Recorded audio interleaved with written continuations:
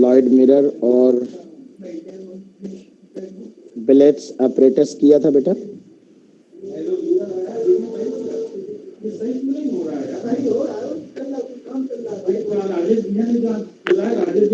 आवाज आ रही क्या मेरी? कहाँ तक किया जरा देख के बताओ। Lloyd mirror. लॉयड मिरर तक कर लिया। चलिए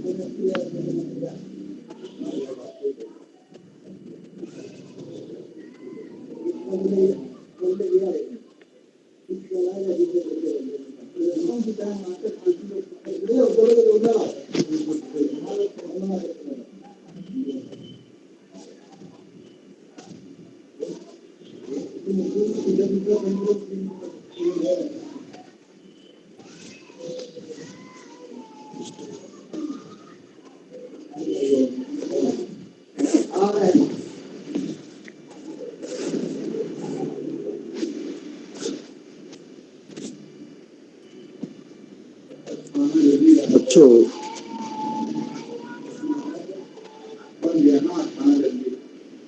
थोड़ा सा हम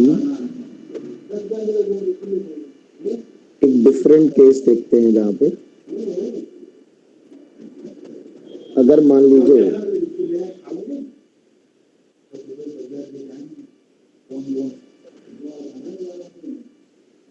फ्रिंजेस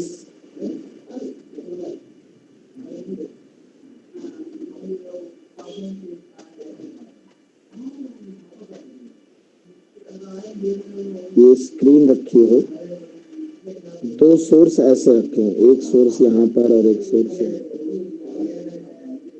दो स्लिट हो सकती हैं, सोर्स हो सकते हैं। तो अगर दो पॉइंट सोर्स ऐसे रखे हो और ये स्क्रीन काफी दूर रखी हो, आप यहाँ ध्यान से देखिए, इन दोनों सोर्सेस को जो मिलाने वाली लाइन है बेटा, उस लाइन के परपेंडिकुलर हमारी स्क्रीन रखी हुई है। स्क्रीन लाइन के परपेंडिकुलर रखी हुई है। YDSC में ऐसा नहीं होता।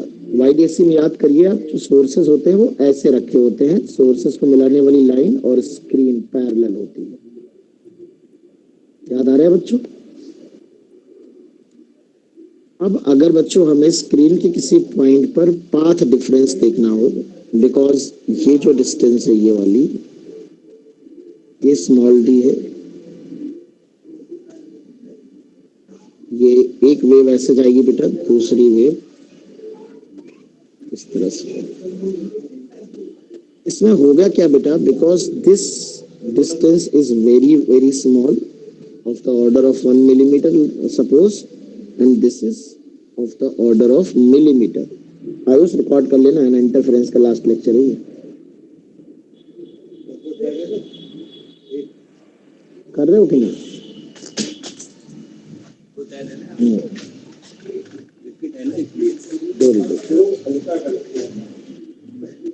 गुनगुना पानी भी चाहिए, मेरी तबीयत मेरी गड़बड़ है। अवधेश भैया पानी गुनगुना दे दो, गुनगुना पानी भी चाहिए आज जुकाम सा कुछ। बच्चों, ये दोनों लाइट रेज ऑलमोस्ट पैरेलल है, ऑलमोस्ट पैरेलल है। अगर मैं इससे इस पे परपेंडिकुलर ड्रॉप कर दूं तो ये वाला पाथ और ये वाला पाथ बेटा इक्वल हो जाएगा almost, and this extra path will be our path difference. Let us suppose कि इसका जो 1 सेकेंड बेटा, कोई ना आया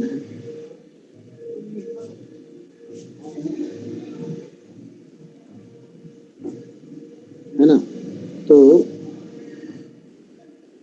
हमने कहा लेट अस सपोज कि ये डिस्टेंस बेटा देखो बहुत छोटी है ना, स्मॉल डी देख रहे हो आप, ये कैपिटल डी है, कैपिटल डी के रिस्पेक्ट में स्मॉल डी बहुत छोटा है। तो these two lines are almost parallel. आप खुद विचार करो, ये इतनी छोटी होगी और ये मीटर्स में होगी, तो ये दोनों लाइनें ऑलमोस्ट एक ही लाइन नजर आएंगी। इन दैट केस ये वाला पोजीशन, अगर मैं इनके सेंटर लाइन से ले लूं, सेंट्रल लाइन से अगर ये पोजीशन ले लूं या तो ये ले लूं, ये वाला एंगल अगर मैं थीटा कह दूंगा ना, तो ये वाला एंगल भी ऑलमोस्ट थीटा आएगा। ये दोनों ऐसे समझो मिलीमीटर्स का गैप है, ये ऐसे ऑलमोस्ट आ रही है इस तरह से। ये वाला एंगल थीटा होगा, ये वाला एंगल भी थीटा होगा, दोनों एंगल थीटा होंगे। आप समझिए इस बात को, पैरेलल जैसी होंगी दोनों।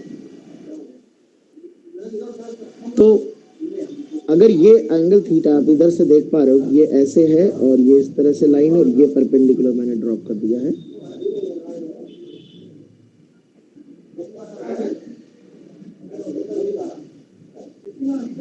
तो ये इस तरह से, ये मेरा परपेंडिकुलर, ये डिस्टेंस बेटा डी है और ये एंगल। तो जो पाथ डिफरेंस होगा, क्या दिक्कत, जो पाथ डिफरेंस होगा इस पॉइंट पे, इस वाली वेव ने जो पाथ ट्रैवल किया है,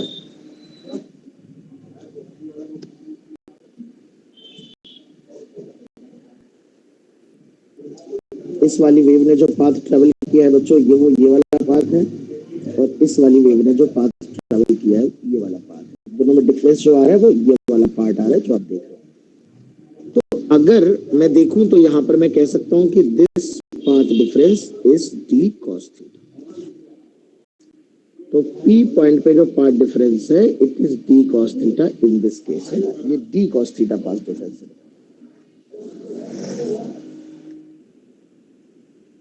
तो एक सिचुएशन ये देखो, ये थोड़ा YDSC से अलग है बच्चों, है ना।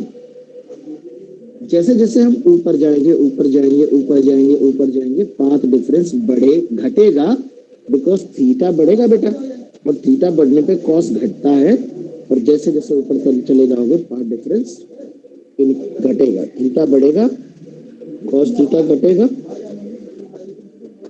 और पाथ डिफरेंस घटेगा। ये वाला जो पॉइंट है, वो पॉइंट अगर मैं कह दूं at point O path difference maximum होगा, क्योंकि थीटा 0 डिग्री है, और कितना होगा, डी के बराबर होगा इस पॉइंट पे, क्योंकि ये वाला लाइट सीधे ऐसे आएगी और यहाँ से भी वेव सीधे ऐसे आएगी, तो दोनों के बीच का डिफरेंस सीधे सीधे डी हो जाएगा। इसका मतलब इस केस में ये वाला पॉइंट है, इस लाइन पे ये वाला पॉइंट जहां मैक्सिमम पाथ डिफरेंस होता है, this point has maximum path difference. अच्छा, एट थीटा बराबर 90 डिग्री डेल्टा एक्स 0 होगा, पर ये रियल नहीं है, नॉट रियल। क्योंकि देखो बेटा, आप कितना भी दूर चले जाओ, कितना भी दूर चले जाओ, ये एंगल 90 कभी नहीं हो पाएगा, 90 कभी हो ही नहीं पाएगा। 90 के लिए आपको बिल्कुल यहां से ऊपर जाना पड़ेगा, इस लाइन पे, इस लाइन पे जाना पड़ेगा, है ना। तो जीरो पार्ट, आपको इस स्क्रीन पे zero path difference you will never achieve, यानी यहाँ पर नो सेंट्रल मैक्सिमम,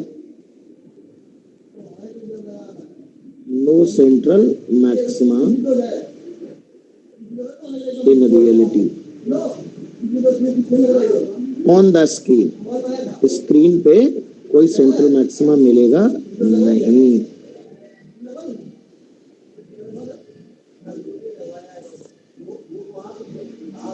कोई भी सेंट्रल मैक्सिमा बच्चों स्क्रीन पे नहीं मिलेगा, ठीक है। लिख लो बेटा इसको आराम से, आज ये स्पेशल केस है बेटा, आराम आराम से थोड़ा पढ़ाएंगे, देर तक पढ़ा देंगे, क्योंकि मेरी थोड़ी सी तबीयत गड़बड़ है बेटा आज। लिख लो ऊपर से, आज नोट करते चलो साथ साथ। बिस्किट कहाँ गया मेरा, अरे सैलेन जी, सैलेन जी,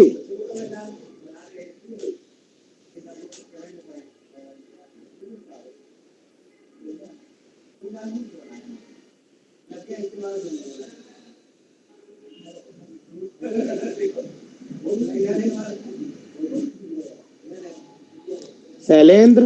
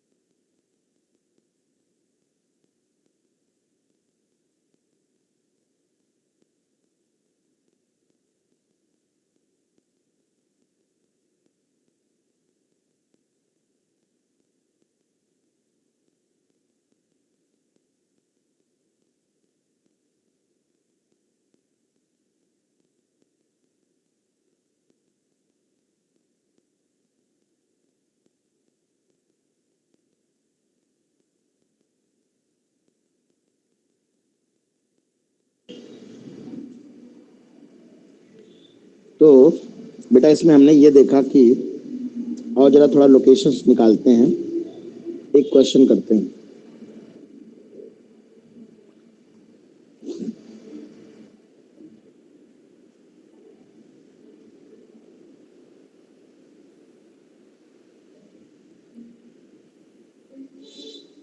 ये बड़ी सी स्क्रीन है बेटा, दो सोर्सेज है S1 S2।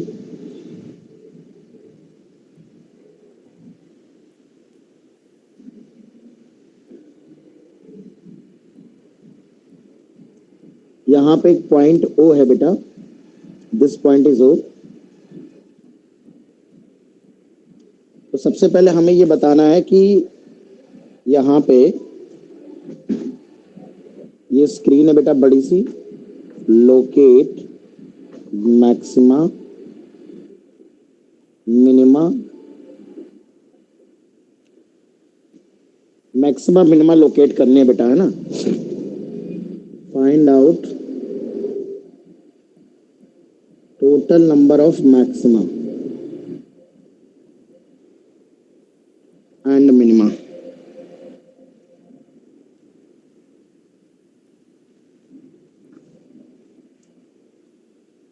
Total number of maxima बताने हैं बच्चों, टोटल नंबर ऑफ मिनिमा बताने हैं। हाँ बेटा, सेंटर से होती है बट उसको कंसीडर नहीं करते, डी काफी बड़ी है ना, डी काफी बड़ा है ना, तो कभी ये कंसीडर नहीं करना होता है ना, उसकी चिंता की बात नहीं, अगर करना होगा तो वो दिया जाएगा। हाँ, सेंटर से लेते हैं, सेंटर से। अब आप देखो बेटा, ध्यान से देखो, हमने कहा सबसे पहले हम O की बात करते हैं, अबाउट O। आप देखो O पे जो वेव जाएगी, जो S2 से जाएगी वो सीधे इतना डिस्टेंस कवर करेगी, और जो S1 से जाएगी वो सीधा इतना पाथ कवर करेगी। दोनों में डिफरेंस कितना आएगा, D।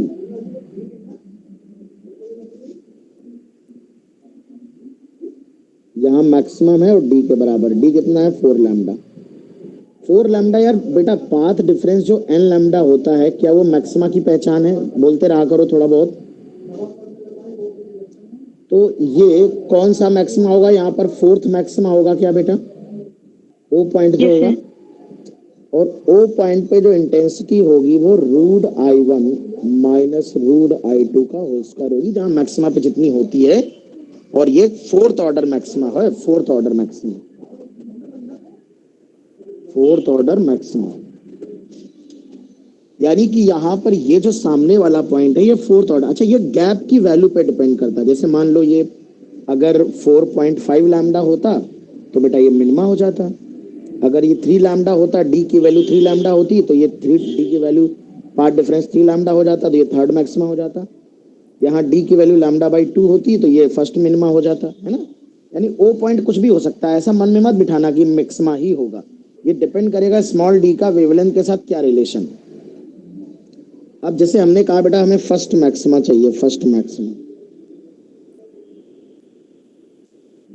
तो मैक्सिमा के लिए मैं यहीं पे बता देता हूँ, फर्स्ट के सारे मैक्सिमा निकाल देता हूँ। D sine theta is equal to n lambda, sorry path difference जो है वो डी कॉस थीटा है यहाँ पर, तो cos theta is equal to n lambda by D, तो n lambda by 4 lambda, n/4। तो n की वैल्यू अगर मैं 1 2 3 4 रखूंगा और 5 रखूंगा,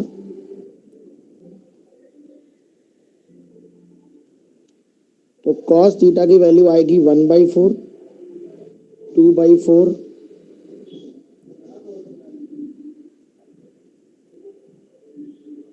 फिर रॉन्ग हो जाएगा, पांचवा मिल नहीं सकता क्योंकि cos थीटा 1 से बड़ा हो नहीं सकता। और अगर मैं n इक्वल टू 0 पुट कर रहा हूं तो n इक्वल टू 0 पे थीटा 90 आएगा, n इक्वल टू 0 पे थीटा 90 आएगा, जो कि अवेलेबल नहीं है क्योंकि मैं बता चुका हूं सेंट्रल मैक्सिमा नहीं मिलेगा, उसके लिए इस लाइन के ऊपर जाना पड़ेगा। यहाँ स्क्रीन पे कितना भी ऐसे कर लो कि ये थीटा की वैल्यू बढ़ती तो जाएगी पर 90 नहीं पहुंचेगी, इनफाइनाइट जाना पड़ेगा। बच्चों मेरी बात ध्यान से सुनो, आप ये तो समझते ही होंगे कि कॉस थीटा की वैल्यू जितनी छोटी होती है थीटा उतना ही बड़ा होता है।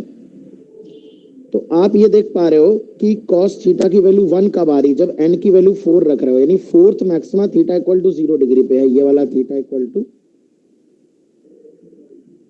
ये वाला आपका कॉस इनवर्स में आ जाएगा, ये वाला 60 डिग्री आ जाएगा और ये वाला भी कॉस इनवर्स में आ जाएगा। मैं कहना ये चाहता हूं बेटा कि यहाँ पर है फोर्थ ऑर्डर मैक्सिमा। जैसे जैसे ऊपर जाओगे थीटा बढ़ेगा, कॉस घटेगा, पाथ डिफरेंस घटेगा। ये जो पाथ डिफरेंस होगा जो ओ पे मैक्सिमम ऊपर जाने पे घटेगा, because path difference D cos theta है बेटा, है ना। यानी ऊपर जाने पे ऑर्डर ऑफ मैक्सिमा घटेगा। तो ये आप देख भी पा रहे हो स्क्रीन पे। अगर आप देखो तो ये 0 ऑर्डर, ये n इक्वल टू 4, ये fourth order theta equal to 0 degree पे। फिर थर्ड ऑर्डर है कॉस इनवर्स 3/4 पे। फिर ये n बराबर 2 रखोगे, जब n बराबर 2 रखोगे तो 60 डिग्री पे सेकंड है। और ये देखिए कॉस थीटा और छोटा हो गया, मतलब थीटा और बड़ा हो गया। थीटा बढ़ाने पे कॉस छोटा होता है ना। इसका मतलब बेटा यहाँ 4 लैम्डा का पार्ट डिफरेंस है, यहाँ थर्ड मैक्सिमा होगा कहीं, यहाँ सेकंड मैक्सिमा होगा और यहाँ कहीं फर्स्ट मैक्सिमा होगा। सेंट्रल मैक्सिमा नहीं मिलता इसमें। ऊपर जाने पे ऑर्डर ऑफ मैक्सिमा घटता है बेटा, है ना। और यहाँ पर भी आ जाओ। सिमिलरली नीचे बेटा ये थर्ड मैक्सिमा होगा, ये सेकंड मैक्सिमा होगा और थोड़ा नीचे जाओगे, सिमिलरली गंदा नहीं कर रहा मैं, तो फर्स्ट मैक्सिमा मिल जाएगा। इन्हीं के बीच में बेटा आपको मिनिमा होंगे। जैसे ये यहाँ थर्ड मिनिमा होगा या फोर्थ मिनिमा होगा, 3.5 लैम्डा फोर्थ मिनिमा होगा, या 2.5 लैम्डा पार्ट डिफरेंस होगा, या 1.5 लैम्डा या λ/2। तो आप फॉर मिनिमा अगर निकालना हो, कोई भी मिनिमा निकालना हो, तो डी कॉस थीटा की वैल्यू को आप 2n-1 λ/2 कर दीजिए। तो कॉस थीटा की वैल्यू आ रही है 2n-1 λ/2 और डी की वैल्यू है 4 lambda. 2n-1 divide by 8, n की वैल्यू 1 2 3 4 रखते चले जाइए जब तक कि कॉस थीटा की वैल्यू 1 से बड़ी नहीं हो जाती। जैसे 1 से बड़ी आए वैसे छोड़ सकते हो आप। तो 1 पे 1/8 आएगा, 2 पे आएगा 3/8, 3 पे आएगा 7/8 और 4 पे 7/8 और 3 पे 5/8। 5 क्रॉस हो जाएगा, 5 पे आ जाएगा 9/8 जो कि बड़ा हो जाएगा, यानी कि 4 मैक्सिमा मिलेंगे एक तरफ। तो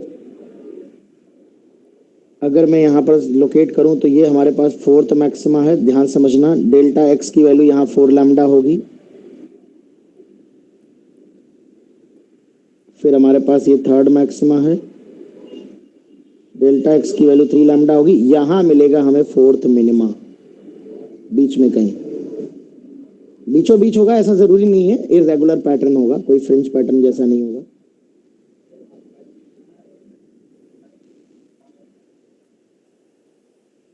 तो ये थर्ड मैक्सिमा है, ये सेकंड मैक्सिमा, ये फर्स्ट मैक्सिमा। तो यहाँ पर ये है हमारा फोर्थ मिनिमा, ये थर्ड मिनिमा होगा, ये सेकंड मिनिमा होगा। यहाँ पे पार्ट डिफरेंस 1.5 लैम्डा होगा, यहाँ पे पार्ट डिफरेंस 2.5 लैम्डा। ऊपर जाने पे पार्ट डिफरेंस घट रहा है। यहाँ पर फर्स्ट मैक्सिमा पे पार्ट डिफरेंस लैम्डा है और ऊपर एक मिनिमा मिल जाएगा, फर्स्ट मिनिमा, पार्ट डिफरेंस λ/2। तो अगर हम देखें तो ऊपर 1 2 मैक्सिमा देखें तो 1 2 3 मैक्सिमा ऊपर हैं, 3 नीचे होंगे और एक सेंटर पे है। टोटल 7 मैक्सिमा होंगे। 1 2 ब्लू वाले देखो, ब्लू 1 2 3 4 4 मिनिमा ऊपर हैं, तो टोटल 8 मिनिमा हो जाएंगे, है ना। इसे ऐसे भी समझ सकते हो। हाँ बेटा,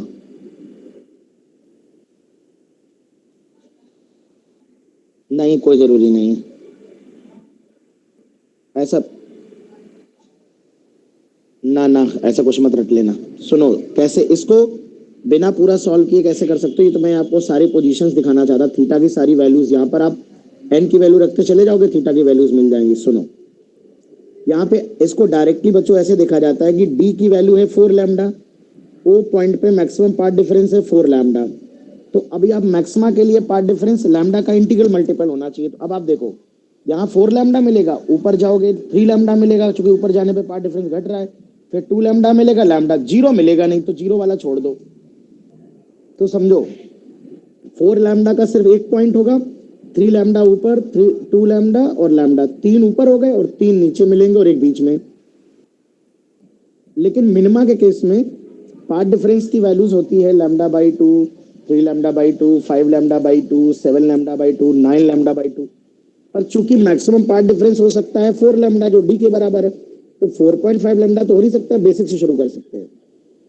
जैसे जैसे ऊपर जाएंगे तो धीरे धीरे पार्ट डिफरेंस घटेगा। तो 4 लैम्डा से घटते घटते पहले 3.5 लैम्डा होगा, तो चौथा मिनिमम मिलेगा। फिर घटते घटते 2.5 लैम्डा होगा, यानी 5 लैम्डा बाई 2 थर्ड मिनिमम मिलेगा। फिर घटते घटते 1.5 लैम्डा होगा, सेकंड मिनिमा मिलेगा। फिर 0.5 लैम्डा होगा, फिर हमारा फर्स्ट मिनिमा मिल जाएगा। तो 4 मिनिमा ऊपर, 4 मतलब कौन कौन से पार्ट डिफरेंस मिनिमा के लिए अचीव हो रहे हैं हमारे। लैम्डा बाई 2 अचीव हो रहा है, 3 लैम्डा बाई 2 अचीव हो रहा है, 5 lambda by 2, 7 lambda by 2, 9 lambda by 2 achieve नहीं हो रहा है। तो चारों ऊपर अचीव हो रहे हैं और चारों नीचे अचीव हो रहे हैं। तो इस तरह से आपको 8 मिनिमा मिल जाते हैं। तो बिना आप पूरा कैलकुलेशन किए गिनती कर सकते हो मैक्सिमम मिनिमा की, है ना। अब एक गलत फहमी हम आयुष पांडे की भी दूर कर देते हैं, थोड़ी सी प्रयास करते हैं गलत फहमी दूर करने का। मान लो आयुष पांडे बेटा ये इस तरह का केस हो और ये S1 S2 हो, ये बैच का गैप D है और D की वैल्यू अब की बार है 11 लैम्डा बाई 2 सपोज दैट। तो ये 5.5 लैम्डा हो गया। तो अब की बार जो O पॉइंट होगा, ये O पॉइंट का पार्ट डिफरेंस मैक्सिमम है, कितना है, 11 लैम्डा बाई 2 है। तो O पॉइंट एक मिनिमा हो जाएगा कि नहीं, है ना। अब की बार O point Yes, minima sir. हो जाएगा। कौन सा मिनिमा होगा, देखो 0.5, 1.5, 2.5, 5.5 पे होता है सिक्स्थ मिनिमा। तो ये सिक्स्थ मिनिमा होगा। अब अगर हमें गिनती करनी हो, सुनो, 0 पार्ट डिफरेंस अचीव नहीं होगा, 5.5 लैम्डा तक के सारे पार्ट डिफरेंस अचीव होंगे। अब देखो मैं मैक्सिमा वाले गिनती करता हूँ, मैक्सिमा की गिनती करता हूँ। जैसे जैसे ऊपर जाओगे पार्ट डिफरेंस घटेगा, 5.5 से घटेगा। तो मैक्सिमा कहाँ मिलेगा, 5 लैम्डा पे। जहां पर मैं 5 लैम्डा डिस्टेंस नहीं बता रहा हूं बच्चों, समझना, जिस पॉइंट पे पार्ट डिफरेंस 5 लैम्डा होगा वहां मिलेगा। 4 लैम्डा अचीव होगा, 3 लैम्डा अचीव होगा, 2 लैम्डा अचीव होगा, लैम्डा 0 अचीव नहीं होता इसमें। 5 ऊपर मिल रहे हैं, 5 नीचे मिल रहे हैं, क्या 10 मैक्सिमा मिल रहे हैं बेटा। अब आप मिनिमा गिनती कर लेते हैं। यहां पर O पॉइंट एक मिनिमा है जहां के इंटेंसिटी √I1 माइनस √I2 का होल स्क्वायर होगा। देखो अब मिनिमा गिनती करोगे, देखो D की वैल्यू मैक्सिमम इतनी है, तो 5.5 लैम्डा पार्ट डिफरेंस मिल रहा है, 4.5 लैम्डा मिलेगा, 3.5 लैम्डा मिलेगा, 2.5 लैम्डा मिलेगा, 1.5 लैम्डा मिलेगा, 0.5 लैम्डा मिलेगा।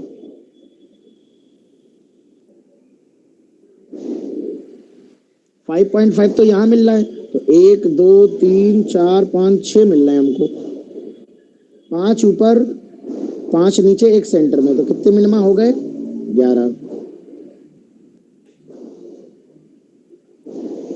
एक ज्यादा आ रहा है भाई इसमें भी। अरे वाह, किस्मत तो अच्छी है तुम्हारी यार, है ना। एक ज्यादा आ रहा है, लेकिन गलत फहमी ना बनाना, ऐसा कोई रूल है नहीं। अच्छा देखें जरा, और कुछ ट्राई करते हैं। अगर मान लो इस सवाल में डी की वैल्यू 3.1 लैम्डा हो, ये S1 है, ये S2 है, ये स्क्रीन है, तो मैक्सिमा कहाँ कहाँ मिलेंगे, 3 लैम्डा वाला मिलेगा, 2 लैम्डा मिलेगा, लैम्डा मिलेगा। तो 3 इंटू 2 6 हो जाएगा। मिनिमा गिनो, मिनिमा 2.5 लैम्डा मिलेगा, 3.5 तो मिलेगा नहीं, 1.5 लैम्डा मिलेगा, 0.5 लैम्डा मिलेगा। 3 इंटू 2 6। पांडे गलत फहमी दूर हुई। हाँ, तो जब ये डी की वैल्यू मतलब अब की बार जो ओ पॉइंट है ये नाइदर मैक्सिमा नॉर मिनिमा, ना तो मैक्सिमा है ना मिनिमा है, 6 मैक्सिमा है 6 मिनिमा है। ठीक है, बस इसमें ये बात समझना है। बताओ जरा, जैसे जैसे जैसे ऊपर जाएंगे तो order of minima order of maxima घटेगा, सबसे ज्यादा हाईएस्ट ऑर्डर जो होगा वो ओ के आसपास होगा। पार्ट डिफरेंस में cos थीटा चल रहा है ना, या पूरा आर्टिकल क्लियर हो गया बेटा? ये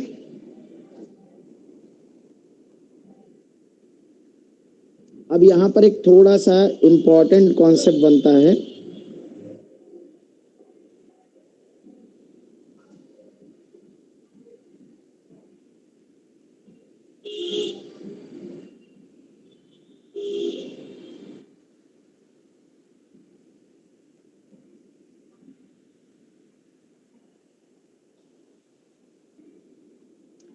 अगर कई बार क्या होता है, सोर्स देता है, एक ऑब्जेक्ट दे देता है, लाइट सोर्स एस,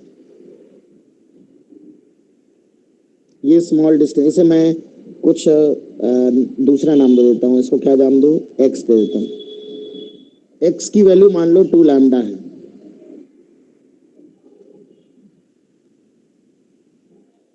तो हमने कहा बताओ ओ के बारे में, हमने कहा भैया ओ पे हमारा क्या है, अभी ये पॉइंट क्या है, मैक्सिमा है या मिनिमा है। अगर इस पे इंटरफेरेंस हो रहा तो आप कहोगे सर इंटरफेरेंस कहाँ हो रहा है, सोर्स तो एक ही है, मिरर हमने लगा दिया। तो इसमें देखने वाली बात यह है कि बेटा कुछ लाइट तो स्क्रीन पे डायरेक्ट पहुंचेगी और कुछ लाइट स्क्रीन पे रिफ्लेक्ट होके पहुंचेगी।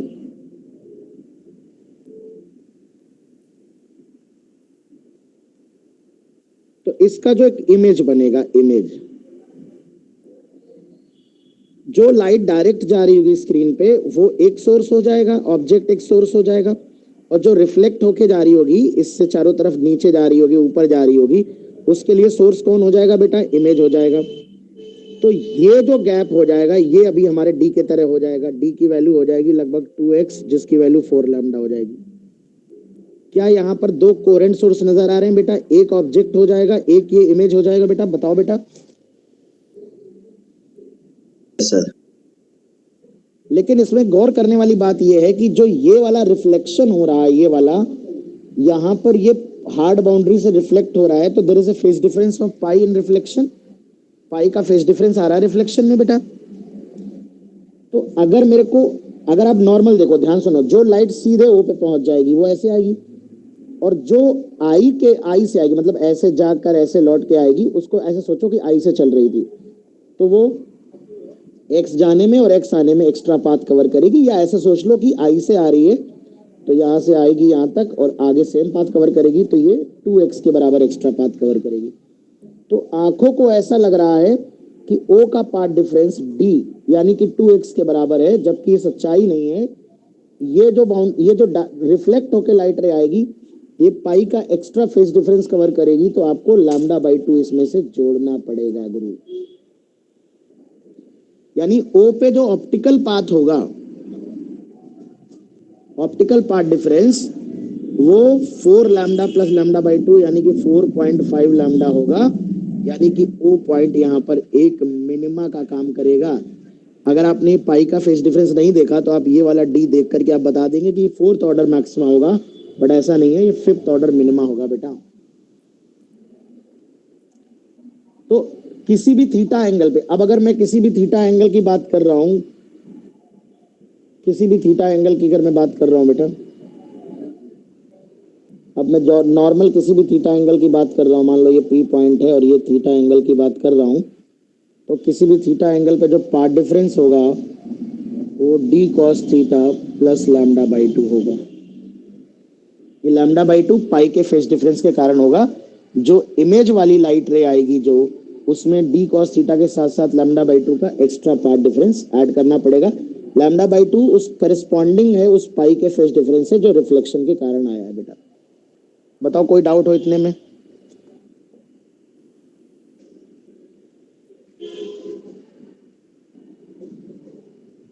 इसमें क्या रिपीट करना है, जब भी कोई ट्रांसवर्स वेव किसी डेंसर मीडियम से रिफ्लेक्ट होती है, जब भी कोई ट्रांसवर्स वेव जब डेंसर मीडियम से रिफ्लेक्ट होती है तो यहाँ पाई का फेस डिफरेंस आ जाता है, पाई फेस में आगे हो जाती है। तो पाई का मतलब पाई का फेस डिफरेंस इक्विवेलेंट होता है। तुम लोग पैदल बुद्धि हो, इतना तुम लोग को डिटेल में पढ़ाना कभी कभी लगता है।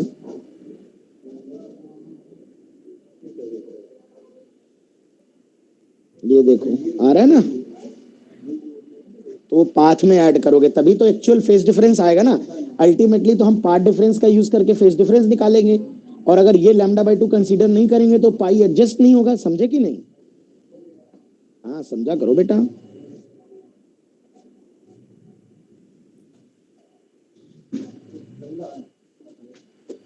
ये बाकायदा वेब में प्रूफ कराया पगले। हाँ, रिफ्लेक्शन ऑफ वेव वाला लेक्चर देखोगे तो समझ जाओगे।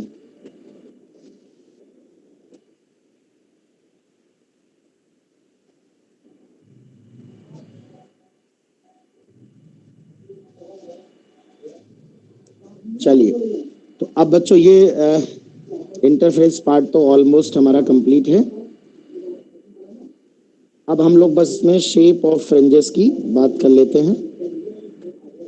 अच्छा, इसी तरह का एक छोटा सा क्वेश्चन बनता है, ये भी वेरी इंपॉर्टेंट टाइप क्वेश्चन है।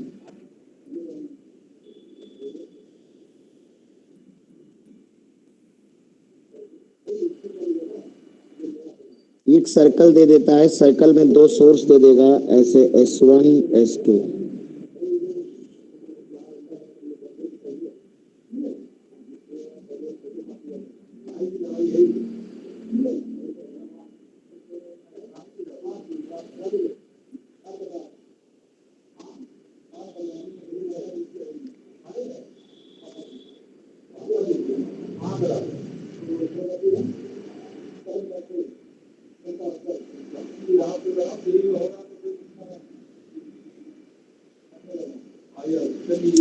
तो बेटा यहाँ पर एक कंडीशन दी जाती है कि radius of circle is very very greater than small D.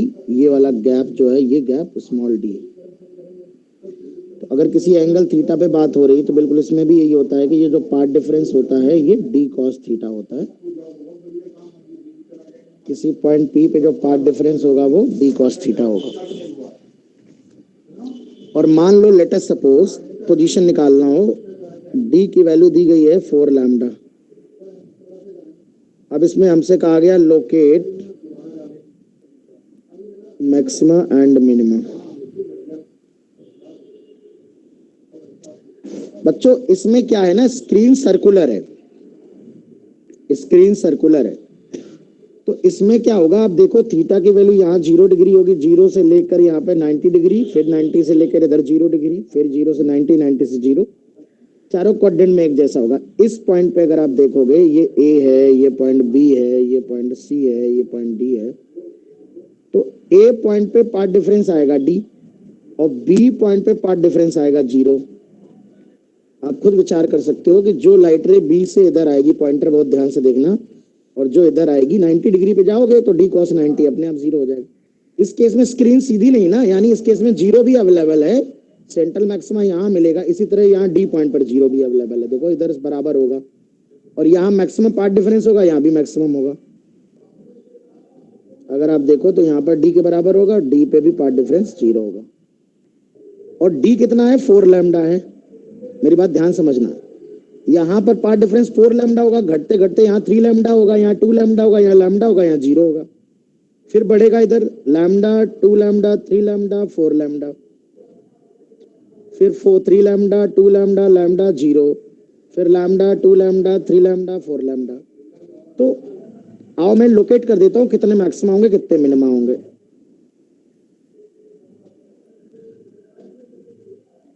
तो ये है 4 लैम्डा पार्ट डिफरेंस, समझना पार्ट डिफरेंस यहाँ 4 लैम्डा, ये मैक्सिमा हो गया।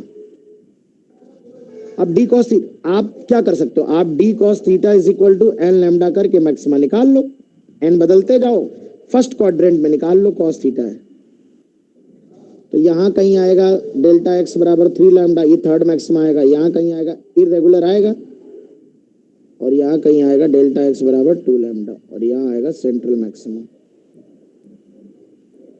तो देखो जरा, एक ये है और 3 बीच में है, तो ये टोटल 5 हो गए।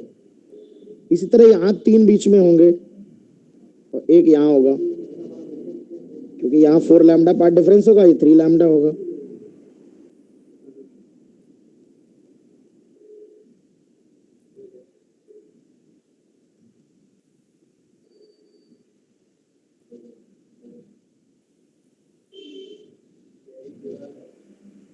ऐसे नीचे जाएंगे, ये इधर जाएंगे, ऐसे यहाँ 3 बीच में होंगे, ये सेंट्रल मैक्सिमा होगा, यहाँ 3 बीच में होंगे।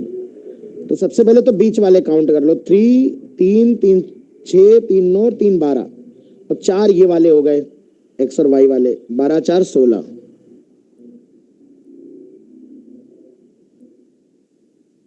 16 मैक्सिमा होंगे टोटल। अरे होंगे कि नहीं बच्चों? Yes sir. बाकायदा पोजीशन निकाल सकते हो। जैसे मैं तुमसे कहूं दूसरा मैक्सिमा बताओ, तो D cos theta is equal to 2 lambda कर दो। D cos theta is equal to 2 lambda, second maxima मान लो चाहिए, तो कॉस थीटा आ जाएगा 2 लैम्डा, डी की वैल्यू है 4 लैम्डा, 1/2, थीटा 60 डिग्री आ जाएगा बेटा। यानी कि ये वाला जो पोजीशन होगा ये 60 डिग्री पे होगा।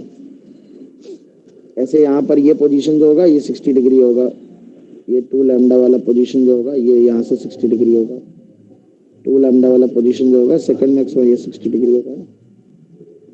4 सेकंड ऑर्डर मैक्सिमा मिलेंगे, 1 2 3 4। तो ऐसे मिनिमा काउंट कर सकते हो बेटा।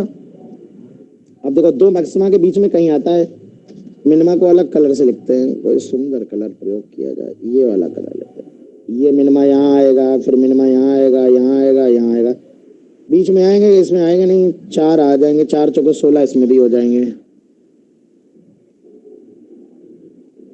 है ना। बाई चांस 16 मिनिमा आ रहे हैं, इसमें बराबर ही आ रहे हैं। समझ पा रहे हो बच्चों? Yes sir. तो पिछले में और इसमें अंतर यह है कि इसमें सेंट्रल मैक्सिमा मिल रहा है, उसमें सेंट्रल मैक्सिमा नहीं मिल पा रहा था, क्योंकि स्क्रीन इनफाइनाइट पे जाना पड़ा। इसमें हम वो पार्ट डिफरेंस अचीव नहीं कर पा रहे थे, 0 वाला। ठीक है, हाँ बेटा।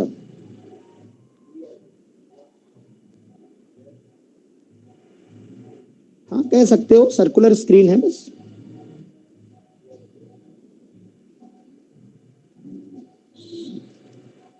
नहीं, फिर तो वो सेंट्रल मैक्सिमम तब होगा ना जब उधर से एंगल लो, वाई के साथ ले लोगे तो डिसेंडेंट। हाँ हाँ कह सकते हो।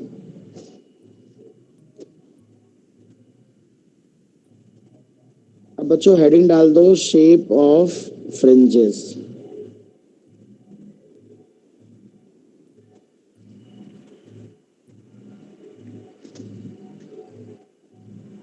इस पे क्वेश्चन आता है, शेप ऑफ फ्रिंजेस पे।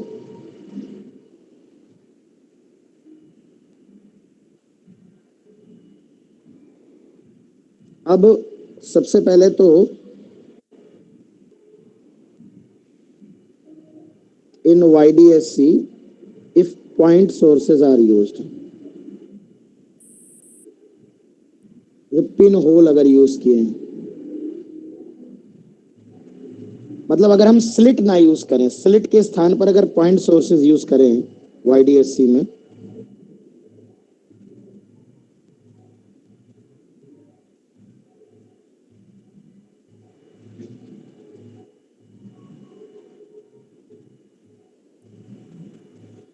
ये हमारी स्क्रीन है, बात समझना जरा। ये मैं एक्स एक्सिस मान रहा हूं, ये वाई एक्सिस मान रहा हूं, और स्क्रीन का जो प्लेन है वो Z X Y Z plane है बेटा, है ना, लाइक दिस। इस तरह की स्क्रीन है बेटा इसमें, है ना, समझना। और ये हमने पिन होल यूज करे हैं, पिन होल गोल गोल हैं सोर्सेस। तो ये S1 है, ये S2 है। अब स्क्रीन के किसी भी पॉइंट पर जैसे मैक्सिमा है, शेप ऑफ फ्रिंजेस समझो। जैसे हमने कहा कि path difference S2P minus S1P equal to lambda जहां होगा, ये फर्स्ट मैक्सिमा होगा बेटा। बहुत कायदे की बात है, जरा प्लीज ध्यान समझें। तो अगर आपने थोड़ा कोऑर्डिनेट में पढ़ा होगा कि if P is a moving point in such a way that distance between two fixed points, difference of distance between two fixed points, S1 S2 दो पॉइंट है, P एक मूविंग पॉइंट है, जिनके S1 S2 से जो distance है उसका difference constant है। तो ये डेफिनेशन है उसकी, हाइपरबोला की डेफिनेशन है बेटा, ये हाइपरबोला की डेफिनेशन लिखी, यानी कि ये लोकस डेफिनेटली एक हाइपरबोला होता है। तो एक बात समझो जरा, अगर मैं 3D में देखूंगा इस P पॉइंट को तो हाइपरबोलाइड मिलेगा, हाइपरबोलाइड। तो अगर मैं, जिसमें ये जो दो होंगे ना S1 S2, ये फोकस की तरह काम करेंगे। तो एक बात मेरी बहुत ध्यान समझना, थोड़ा 3 डायमेंशनली विजुलाइज करना, कि ये जो P पॉइंट अगर स्पेस में मूव कर रहा है तो हाइपरबोलाइड बनेंगे। किस तरह से बनेंगे? तो अगर मैं यहीं पे बनाने का प्रयास करूं तो ये कुछ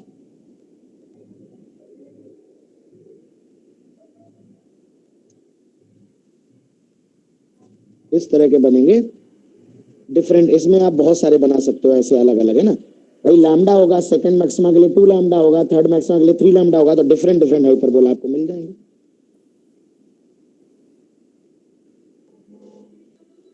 ऐसे।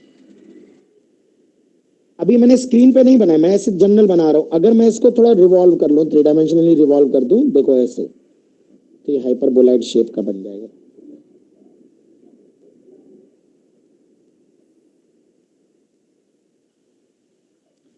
तो मैं ये कहना चाहता हूं, लेकिन हम तो स्क्रीन पे देखना है, हमें तो सिर्फ इस Y Z plane, Y plane, Y axis ये है और जेड ये है, जो स्क्रीन का जो मेरे टैबलेट का प्लेन है या आपके कॉपी का प्लेन है वो एक्स वाई प्लेन है। तो बेटा ये 3 डायमेंशनल लोकस है, ये हाइपरबोलाइड लोकस होंगे। लेकिन अगर बेटा तुम इधर खड़े हो जाओगे और स्क्रीन की तरफ देखोगे, आंखें ऐसे देखोगे, तो तुमको हाइपरबोलाइड नहीं, इनका प्रोजेक्शन दिखेगा स्क्रीन पे तुमको। जो स्क्रीन पे लोकस आएगा, एक प्लेन में जो लोकस होगा वो हाइपरबोला होगा। कैसा दिखेगा, मैं प्लीज ध्यान समझना, ये वाई एक्सिस है और जो बोर्ड के पेपर के परपेंडिकुलर है वो जेड एक्सिस है। तो वाई जेड प्लेन में स्क्रीन है हमारी, तो वाई जेड प्लेन में अगर आप देखोगे तो ऐसा दिखेगा, ये वाई है, ये जेड है, ऐसा दिखेगा भाई।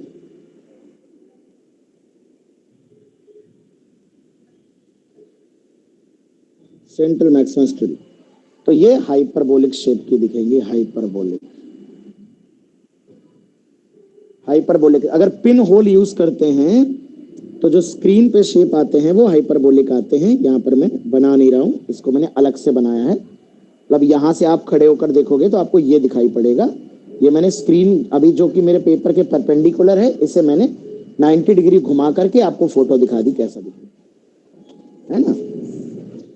तो अब अगर मैं स्क्रीन को कहीं भी ले जाऊं बेटा, अगर ये स्क्रीन का प्लेन S1 S2 को मिलाने वाली लाइन के पैरेलल रहता है, मतलब इसकी स्क्रीन को मैं 90 डिग्री घुमा के ऊपर रख दूं पेपर के, जिस उस प्लेन के पैरेलल रख दूं जिस प्लेन में आप देख रहे हो अभी, ये वाली फोटो, ये वाली फोटो देख रहे हो आप, तो भी आपको यही, बस ये है कि आपको इस तरह से दिखाई पड़ेगा। मतलब अगर मैं इसे कहूं कि ये वाई एक्सिस है, ये एक्स एक्सिस है, एक्स वाई प्लेन के पहले इस स्क्रीन को उठा के हवा में ले आओ और इसके ऊपर रख दो। मतलब इस फोटो को, इस डायग्राम को, S1 S2 को इस पेपर पे ही रहने दो, एक एक दूसरा इससे h हाइट पे आप ऊपर इस स्क्रीन को पैरेलल रख दो। मतलब इस स्क्रीन को अगर मैं ऐसे कहूं, ऐसे समझो मैं क्या कहना चाह रहा हूं, इसमें थोड़ा सा विजुलाइज कराने में दिक्कत है। जैसे ये लाइन है सोर्स की, तो आप फिर इस स्क्रीन को इसके चारों तरफ कहीं भी घुमा दो, यहाँ रख दो ऐसे करके, यहाँ रख दो ऐसे करके, यहाँ मतलब इस तरह से रख दो, ऊपर ऊपर रखा है, उसी पे वही रखा है, ये ऊपर है हाइट पे। मतलब ये जो स्क्रीन का प्लेन हो, ये S1 S2 के पैरेलल चारों तरफ कहीं भी हो, ऐसे स्क्रीन को चारों तरफ कहीं भी घुमा दो इस S1 S2 लाइन के, तो उस पे हमेशा हाइपरबोलिक शेप ही दिखाई पड़ेंगे, हमेशा हाइपरबोलिक शेप दिखाई पड़ेंगे। इसीलिए अभी जो तुम देख रहे हो, ये ब्लू लाइंस देख रहे हो, ये तुम बेसिकली हाइपरबोलाइड्स का प्रोजेक्शन देख रहे हो वाई एक्स प्लेन में, और ये इस वाले प्लेन में भी वाई हाइपरबोलाइड ही होंगे। ये हमने वाई जेड प्लेन के हाइपरबोला बनाए। तो अगर मैं इस स्क्रीन को इस लाइन के, बहुत ध्यान से बेटा समझिए इस बात को, इस लाइन के पैरेलल रखते हुए स्क्रीन को इसके चारों तरफ कहीं पर भी घुमाऊंगा तो शेप यही रहेगा, बदलेगा नहीं, चाहे मैं एक्स वाई प्लेन में रखूं या वाई जेड प्लेन में रखूं। हाँ, उस केस में शेप चेंज हो जाएगा। अब तुम खुद सोचो जरा, अगर मैं स्क्रीन को ऐसे रख दूं इस तरह से,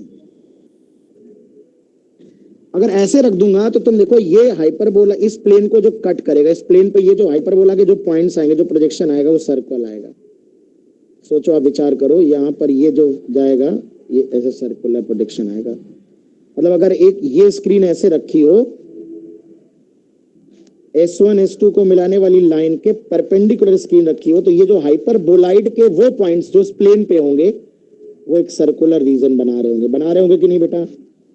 तो इस प्लेन पे जो ये वाला ये जो 3 डायमेंशनल लोकस का प्रोजेक्शन होगा ऑन दिस प्लेन वो सर्कुलर होगा। ठीक है, इसे ऐसे भी देख सकते हो कि when screen is placed perpendicular to the line, ये वाला केस हो जाएगा, ये वाला केस, ये वाला, यही वाला केस कि जो सोर्सेज हैं उनको मिलाने वाली लाइन के परपेंडिकुलर स्क्रीन रखी हुई है, तब शेप कैसा बनेगा? तो इसमें सर्कुलर फ्रिंजेस बनती हैं। मैं यहाँ पर दिखा देता हूँ आपको, सर्कुलर फ्रिंजेस का बनती, और आप समझ भी जाओगे कि सर्कुलर फ्रिंजेस ही क्यों हैं। मान लो ये स्क्रीन है बच्चों, और ये स्क्रीन हमारी आप बात को समझो, ये ऐसे रखी हुई है ना, इस तरह से रखी हुई है। यहाँ पर एक दो सोर्सेज है S1 S2, तो कोई पॉइंट अगर हमने यहाँ पे लिया तो ये हमें पता है इसकी पार्ट डिफरेंस जो होगा, है ना। अब आप इसे 3 डायमेंशनली फील करो कि अगर मैं इस स्क्रीन पे जो कि हमारे पेपर के परपेंडिकुलर है एक सर्कल बना दूं ऐसे, मान लो ये वो पॉइंट है जहां पर डेल्टा x बराबर d cos थीटा है और लैम्डा है, फर्स्ट मैक्सिमा है। तो ये थीटा पे एक इधर भी उतना ही थीटा मिलेगा जहां पे पार्ट डिफरेंस सेम होगा, यहां पर भी लैम्डा होगा। इसी तरह से अगर मैं इन दोनों लाइंस को कोण की तरह जनरेट कर दूं, ऐसे गोल गोल घुमा दूं, तो इस स्क्रीन पे एक सर्कल बनेगा जहां पे थीटा की वैल्यू सेम आएगी, मतलब पार्ट डिफरेंस की वैल्यू इस सर्कल के सभी पॉइंट पर सेम आएगी। क्या इमेजिन कर पा रहे हो बेटा? Yes sir. यानी on this circle delta x की वैल्यू हमेशा सेम रहेगी, क्योंकि थीटा फिक्स है, डी कॉस थीटा रहेगी, और हमेशा लैम्डा रहेगी। यहाँ पर यहाँ पर यहाँ पर, मतलब जितने भी पॉइंट होंगे, भले ही आपको नजदीक पॉइंट लगे, पर आप समझो ये दोनों पॉइंट, ये वाली जो लाइन होंगी ये कोण बना रही होंगी, ये वाली लाइन भी कोण बना रही होंगी, और इन दोनों में जो डिफरेंस होगा वो हमेशा, तो यानी ये एक ब्राइट फ्रिंज होगी, ये एक ब्राइट फ्रिंज होगी, यानी ये सर्कुलर लोकस होएगा। इसी तरह से जहां और डिफरेंस आएगा, मान लो ये हायर ऑर्डर है, मान लो ये 3 लैम्डा है, अंदर जैसे जैसे जाएंगे वो 4 लैम्डा हो जाएगा, और बाहर जाएंगे पार्ट डिफरेंस घटता जाएगा। यानी कि इस केस में हमारी जो फ्रिंजेस बनेंगी अगर स्क्रीन को देखें तो हमारी इस तरह की फ्रिंजेस बनेंगी, सर्कुलर फ्रिंजेस बनती हैं। बस फर्क इतना है, जो बाहर वाली फ्रिंज होती है ये अगर 4th मैक्सिमा है तो ये 3rd मैक्सिमा होगा, 3rd ब्राइट फ्रिंज होगी, ये 2nd होगी, ये 1st होगी, और सेंट्रल मैक्सिमा तो मिलता ही नहीं है ना। तो बेसिकली फ्रिंज क्या है? लोकस ऑफ फ्रिंज है। फ्रिंज क्या है? एक ऐसा लोकस जिसपे पाथ डिफरेंस की वैल्यू फिक्स हो, जैसे सपोज दैट एक ऐसा लोकस जिसपे पाथ डिफरेंस की वैल्यू 3 लैम्डा है, collection of those points having path difference 3 lambda will be 3rd bright fringe. तो हम ऐसे ब्राइट फ्रिंजेस को कलेक्ट कर रहे हैं। हमें पता है कि इस पूरी स्क्रीन पे थीटा इधर ले लें, थीटा इधर ले लें, थीटा ऊपर ले लें, थीटा नीचे ले लें। अगर मैं एक सर्कल बना दूं तो उसके सभी पॉइंट पर ये थीटा की वैल्यू सेम होगी, इसे मैं ऐसे गोल गोल घुमा दूंगा, है ना। तो इस स्क्रीन पे एक सर्कुलर लोकस मिल जाएगा जिसके सभी पॉइंट पर पार्ट डिफरेंस सेम होगा, तो जो सर्कुलर लोकस होगा वो एक फ्रिंज कहलाएगा। यानी यहाँ पर बच्चों सर्कुलर फ्रिंजेस हमको मिलेंगे। ठीक है, अब इसी में आईआईटी वालों ने एक बार क्वेश्चन पूछा था इसी कॉन्सेप्ट में,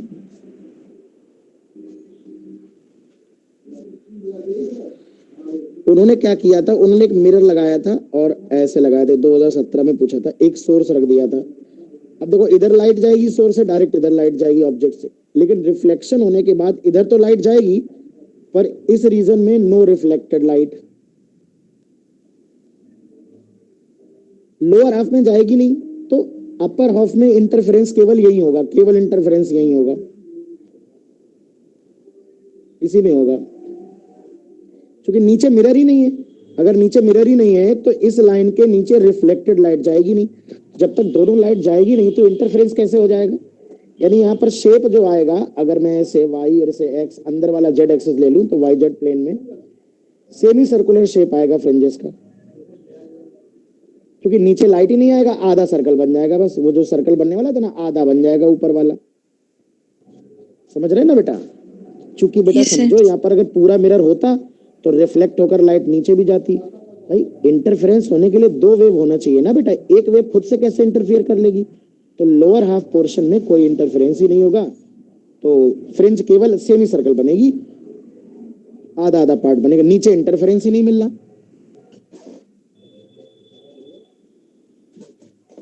है जी। तो ये बहुत जरूरी है।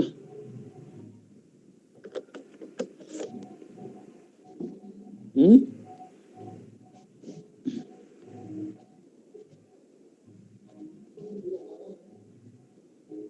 नहीं नहीं, वो तो कंसेक्यूटिव चेंज होगा ना, जैसे जैसे थीटा कंटिन्यूअस चेंज हो रहा है, पार्ट डिफरेंस चेंज हो रहा है। लाइन लाइन ब्राइट, ये लाइनें ब्राइटेस्ट होगी और फिर धीरे धीरे इंटेंसिटी घटते घटते बीच में डार्केस्ट आएगा, फिर ब्राइटेस्ट आ जाएगा, है ना? सेम इंटेंसिटी नहीं दिखेगी। अब आता है प्रैक्टिकल वाला। प्रैक्टिकल वाला जो एक्चुअल वाईडीएससी होता है, पिन होल्स का मतलब छोटे छोटे होल हो, पतले पतले, बहुत पतला होल, नीडल से कर दो एकदम गोल गोल होल हो, पॉइंट सोर्स की तरह बिहेव करेगा ना। जनरली वाईडीएससी में स्लिट करते हैं, स्लिट होता है, बताया था, कागज में ब्लेड से लंबा लंबा काट दो उसे स्लिट कहते हैं। हाँ हाँ, स्लिट्स आर यूज्ड। अगर स्लिट यूज कर रहे हो ना, ये जैसे हमने जब जब दो स्लिट यूज करी थी, एक स्लिट इधर और एक स्लिट इधर, तो इसमें क्या होता है, स्लिट के पैरेलल हमको ऐसी फ्रिंजेस मिलती हैं, इसमें पैरेलल फ्रिंजेस मिलती हैं ऐसे। तो इस केस में अगर आप स्क्रीन पे देखते हो,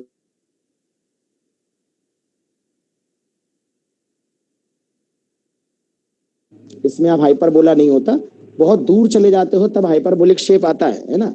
लेकिन जितना फ्रिंज पैटर्न आप देखते हो, 10 2 4 10 मैक्सिमा ऊपर, 2 4 10 मैक्सिमा नीचे, वहां तक स्ट्रेट लाइन रहता है। तो अगर कभी कहे वाईडीएससी में फ्रिंज कैसी होती, बहुत गलती करते हैं बच्चे, तो बच्चे क्या करते हैं, ज्ञान दिखा देते हैं, वो हाइपरबोला टिक कर देते हैं। ऐसा नहीं है। वाईडीएससी का मतलब है, अगर कुछ मेंशन ना करे तो उसमें स्लिट का प्रयोग होता है, उसमें फ्रिंजेस ऐसी आती हैं। लेकिन जब बोल दे कि नहीं पिन होल्स यूज करे हैं या पॉइंट सोर्स यूज करें, तब आप हाइपरबोला टिक करेंगे, इसलिए मैंने दोनों डिटेल में बताए। और ये सर्कुलर वाला केस तो बहुत ही फेमस है, जब सोर्सेस के को मिलाने वाली लाइन के परपेंडिकुलर स्क्रीन रखी होगी तब सर्कल आएगा।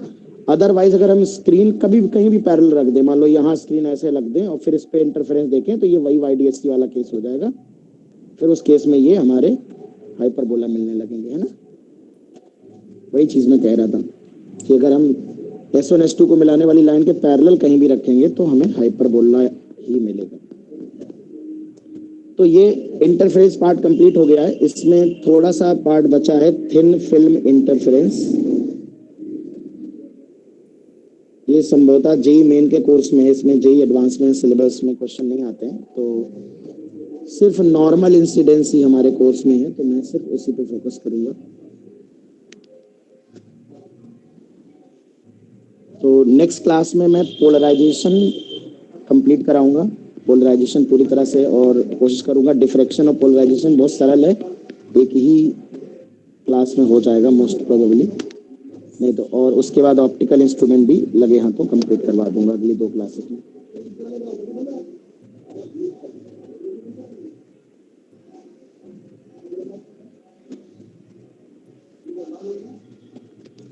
थिन फिल्म इंटरफेरेंस में क्या होता है बेटा, जैसे मान लो पतली पतली फिल्म फिल्म आप देखो, जैसे आप अगर इसका एग्जांपल दिया जाए, वाटर की सरफेस पे जब ऑयल की लेयर पड़ी होती है तो वो कलरफुल नजर आती है। तुम लोग को बैकग्राउंड में नॉइज आ रही है क्या, म्यूजिक आ रहा है क्या? Yes sir. अरे शैलेंद्र, बैंड बाजा बहुत बज रहा है, दरवाजा बंद करो अगर हो सके तो, एक कुर्सी बाहर कर दो।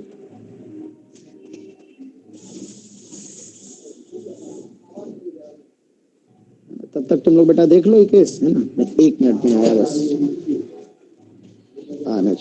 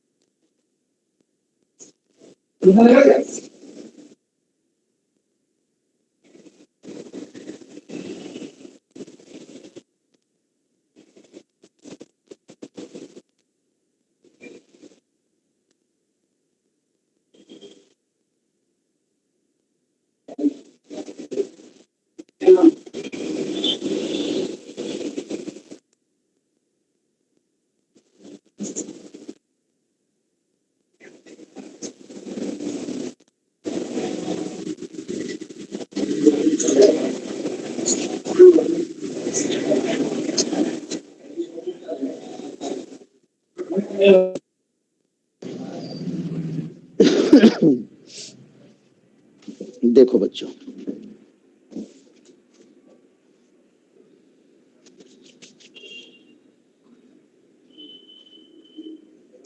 तो हमने कहा कि ऑयल की जब कई बार लेयर पड़ी होती है पानी के ऊपर, उस पर लाइट पड़ती है तो वो कलरफुल दिखाई पड़ती है। तो उसका कारण इंटरफेरेंस ऑफ लाइट होता है। जैसे मान लो सबसे पहले हम थिन फिल्म इन एयर ले लेते हैं। मान लो किसी मटेरियल की बच्चों एक फिल्म है, वैसे तो ये इस तरह से रखी हुई है हॉरिजॉन्टल प्लेन में, इस तरह से, इसकी कुछ थिकनेस भी है, और इस पे ऊपर से लाइट ऐसे पड़ रही है, नॉर्मल इंसिडेंस में लाइट पड़ रही है, और आप ऊपर से ऐसे ऐसे देख रहे हो। या तो ऊपर से देखोगे या आप नीचे से देखोगे ऐसे।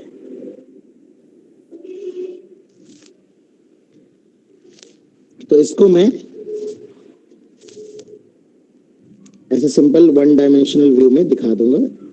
थोड़ा सा मोटा करके दिखाता हूँ। ये थिकनेस बहुत कम होती है, ये थिकनेस जो होती है माइक्रोमीटर के ऑर्डर की होती है बेटा, है ना। बट मैं क्या कर रहा हूँ, थोड़ा बड़ा करके दिखा दे रहा हूँ ताकि क्लियरली समझ में आ जाए।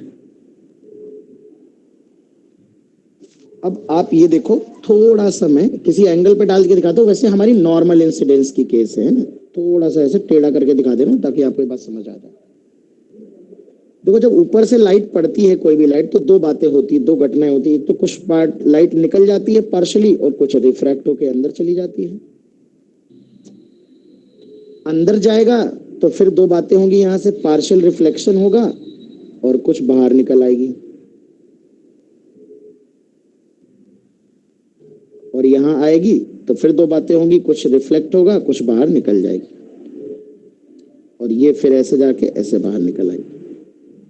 फिर से सुनो, ये लाइट आई, यहां से कुछ परसेंट रिफ्लेक्ट हो गई, पार्शियली रिफ्लेक्टेड, पार्शियली रिफ्रैक्टेड, फिर यहाँ पार्शियली रिफ्रैक्टेड, पार्शियली रिफ्लेक्टेड, फिर इसमें से कुछ आगे निकल गई, कुछ इधर आ गई, और ये जो इधर आई उसमें से कुछ इधर फिर चली गई, कुछ इधर आ गई। तो ये वाली रे जो है बेटा, इस वाली रे को देखो, इस वाली ये जो रे आएगी वो ऊपर से एकदम नॉर्मली पड़ रही है समझो। कुछ लाइट होगी जो ऊपर वाली सरफेस से रिफ्लेक्ट हो जाएगी, और जो ये वाली आ रही है, ये वाली, ये नीचे वाली सरफेस से रिफ्लेक्ट होके आ रही है। बोलो बेटा, आ रही कि नहीं? ऐसे यानी दो तरह की रिफ्लेक्टेड लाइट है। ये है रिफ्लेक्शन फ्रॉम अपर सरफेस, और ये है रिफ्लेक्शन फ्रॉम लोअर सरफेस। आप बिल्कुल नॉर्मली रही, एंगल वेंगल नहीं है ना, बस दिखाने के लिए कर दिया हमने। तो इनमें क्या होता है बच्चों, इंटरफेरेंस होता है।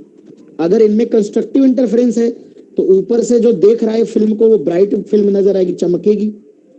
और भैया अगर इन दोनों में डिस्ट्रक्टिव इंटरफेरेंस है तो डार्क नजर आएगी, स्ट्रॉन्ग। तो जब ब्राइट नजर आती है तो हम कहते हैं फिल्म स्ट्रॉन्ग रिफ्लेक्शन कर रही, स्ट्रॉन्ग।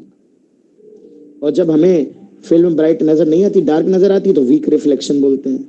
तो स्ट्रॉन्ग रिफ्लेक्शन, वीक रिफ्लेक्शन। तो ध्यान रखना, एक जो ऊपर से रिफ्लेक्ट होकर आ रही लाइट रे, और एक जो नीचे से आ रही। यहां जो रिफ्लेक्शन हो रहा है, यहां पर पाई का फेज डिफरेंस आ रहा है, क्योंकि ये एयर है अभी, एयर, और ये कोई मीडियम है, रिफ्रैक्टिव इंडेक्स म्यू है, मान लो ये टी है थिकनेस।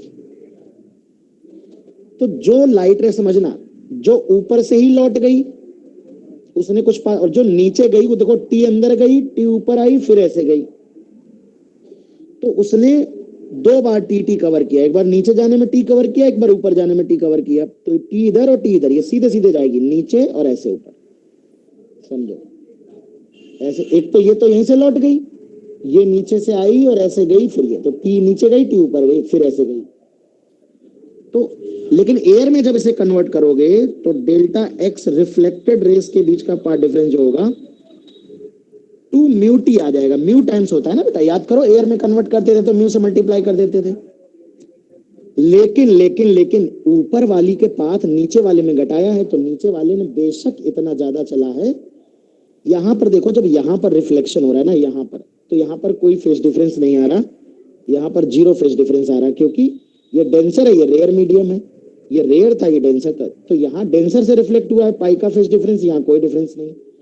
यानी इस वाले के पाथ में लैम्डा बाई टू जोड़ना पड़ेगा, लेकिन इसको हमने घटाया है दूसरे में से, तो यहाँ ये पाई का लैम्डा बाई टू और माइनस आएगा, तो एक्चुअल पार्ट डिफरेंस जो होगा वो two mu T minus lambda by two होगा बेटा, ये ऑप्टिकल पार्ट डिफरेंस होगा।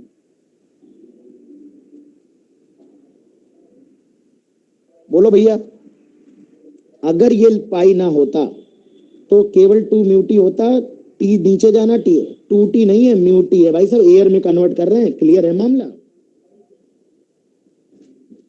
हाँ, तो ये पार्ट डिफरेंस है। अब अगर मान लो फॉर कंस्ट्रक्टिव इंटरफेरेंस चाहिए, constructive interference between reflected rays, है ना, इसे बोलते हैं स्ट्रॉन्ग रिफ्लेक्शन। तो बस two mu T minus lambda by two को एन लैम्डा के बराबर होना चाहिए। तो इसमें क्या होता है, कई बार मिनिमम बोल देता है, मिनिमम थिकनेस बता दो या वेवलेंथ की वैल्यू बता दो, कौन कौन सी वेवलेंथ स्ट्रॉन्ग रिफ्लेक्शन करेंगी, कौन कौन सी वेवलेंथ। अच्छा, ये थिन फिल्म इंटरफेरेंस का महत्व तभी है जब टी जो हो वो ऑर्डर ऑफ लैम्डा का हो, वेवलेंथ के ऑर्डर का हो, दो वेवलेंथ, तीन वेवलेंथ, चार वेवलेंथ, नहीं तो फिर हमें प्रॉपर कलर दिखाई नहीं पड़ेंगे। अब बेटा ऐसा समझो, जिस किसी पर जिस पर्टिकुलर वेवलेंथ के लिए ये कंस्ट्रक्टिव इंटरफेरेंस शो करेगा, उसी कलर की हमें ये फिल्म चमकेगी। मल्टी कलर्ड अगर मान लो यूज हो रहा हो, व्हाइट लाइट इन वाईडीएससी हमें और कराना है, वो एक आर्टिकल देखो याद आ गया अचानक से मल्टी कलर को सुन के, है ना। तो इसमें जैसे मान लो बेटा, यहाँ पर अगर हम लिख दें two mu T is equal to N lambda plus lambda by two, तो यहाँ पर n की वैल्यू 0 1 2 3 4 5 रख सकते हो। जैसे कहा जाए for minimum thickness, for minimum thickness पूछा जाए तो n की वैल्यू 0 रख दोगे, two mu T equal to lambda by two आ जाएगा, तो t की मिनिमम वैल्यू आ जाएगी for maxima lambda by 4 mu आ जाएगा, है ना। मिनिमम थिकनेस फॉर मैक्सिमम ऐसे है, मिनिमा के लिए for weak reflection, destructive interference, तो two mu T minus lambda by to,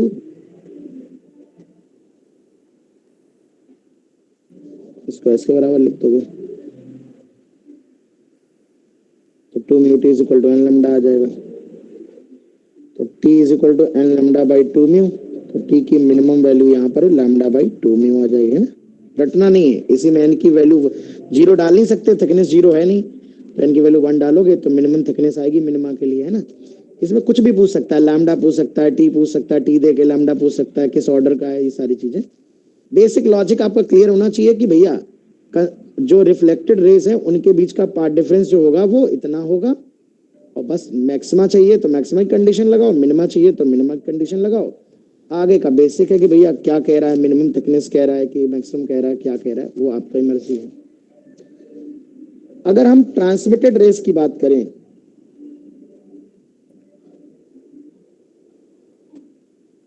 interference of transmitted race,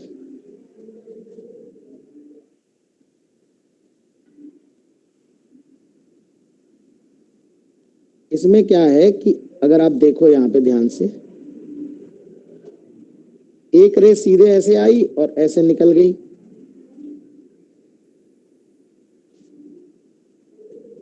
इधर से आई कुछ, इसको गोली मारो रिफ्लेक्शन वाले को, ये अंदर आई भाई। ट्रांसमिशन में तो फेस डिफरेंस होता नहीं, यहाँ से कुछ एक गई और कुछ इधर आई, तो एक तो ये आ गई, इसमें कोई फेस डिफरेंस नहीं आया। दूसरी अंदर गई फिर रिफ्लेक्ट होके फिर ऐसे आई, तो इसने दो रिफ्लेक्शन किए। यहाँ पर भी जीरो फेस डिफरेंस, यहाँ पर भी जीरो। क्यों? यहाँ से जब इसका रिफ्लेक्शन हुआ तो बाहर रेयर मीडियम था, और यहाँ से जो रिफ्लेक्शन हुआ तो भी बाहर रेयर मीडियम है। तो इस वाली रे में यहाँ और यहाँ रिफ्लेक्शन में कोई फेस डिफरेंस नहीं आएगा। तो बस एक रे ये है बेटा और एक रे ये है, एक जो इससे अंदर आके सीधे रिफ्लेक्ट हो गई और एक यहाँ से रिफ्लेक्ट होके जब रिफ्लेक्ट होके आई, इन दोनों में इंटरफेरेंस होता है। तो ये टी अंदर गई और टी वापस आई, तो 2t एक्स्ट्रा कवर किया इसने। तो इसमें डायरेक्ट 2 म्यू टी आएगा, समझ रहे हैं ना, केवल 2 म्यू टी आएगा ट्रांसमिटेड में। तो बस मैक्सिमा चाहिए तो 2 mu T by N equal to N lambda कर दो, मिनिमा चाहिए तो 2n माइनस 1 लैम्डा बाई 2 कर दो। यहाँ पर देखना है कि 0 और 0, यहाँ पर कोई आपका पाई का फेस डिफरेंस का झंझट नहीं है ना। तो बाकी तो पार्ट डिफरेंस ही इंपॉर्टेंट है, बाकी मैक्सिमम मिनिमम कंडीशन आप जानते हो। अब जैसे मैं आप मान लो एक एग्जांपल आपको कराऊं जो थोड़ा सा अच्छा है।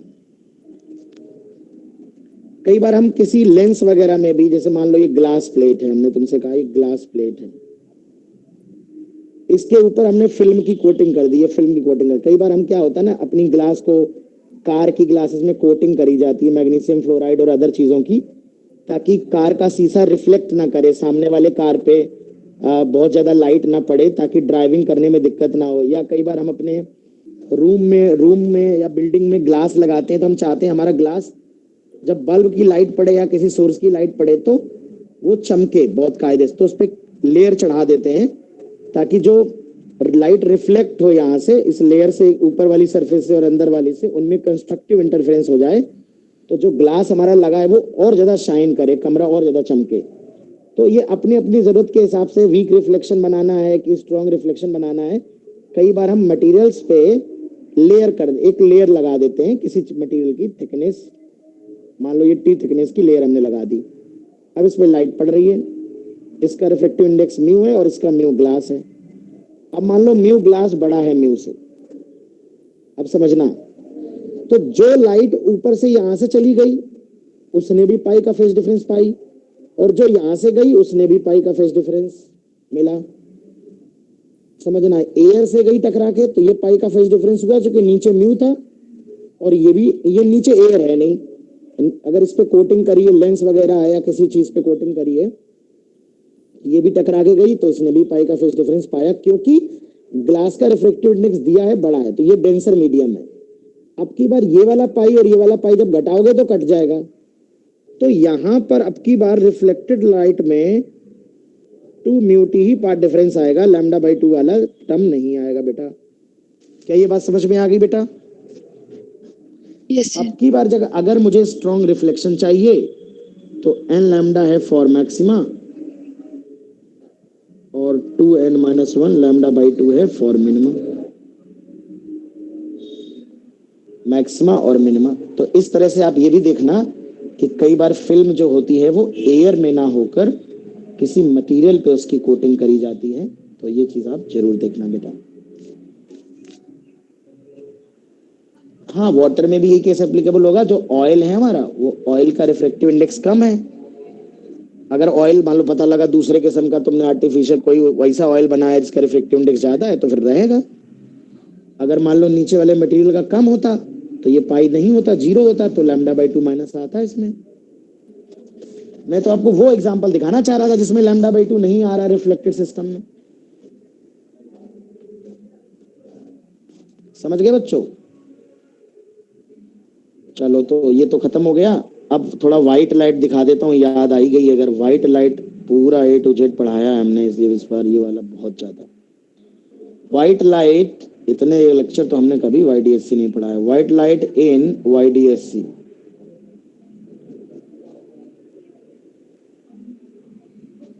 YDSC में जब व्हाइट लाइट का प्रयोग होता है तो इसमें बहुत सारे होते हैं। वेब ग्योर अगर हमें याद हो तो ये वेवलेंथ के इंक्रीजिंग ऑर्डर में होता है।